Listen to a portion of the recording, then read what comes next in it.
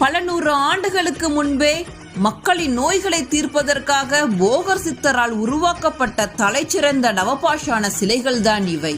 பண்டைய தமிழர்கள் மருத்துவத்தில் தலைச்சிறந்தவர்கள் என்பதற்கு இதுவே சிறந்த எடுத்துக்காட்டு. 9 விஷங்களையும் சரியான விகிதத்தில் ஒருங்கிணைத்து அவற்றை மருந்தாக மாற்றி அந்த மருந்திலிருந்து முருகன் சிலையை செதுக்கியிருக்கிறார் போகர் சித்தர். இந்த நவபாஷான சிலைகளுக்கு அபிஷேகம் செய்ய பயன்படுத்தப்படும் நீர், திருநீறு மற்றும் பஞ்சாமிர்தம் நோய்களை தீர்க்கும் அருமருந்தாக மாறுகிறது.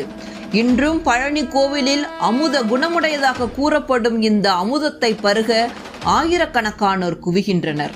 போகர் சித்தர் பழனி மலை மீது உள்ள நவபாஷான முருகன் சிலையை செய்த பின் சீனாவிற்கு சென்று விடுகிறார்.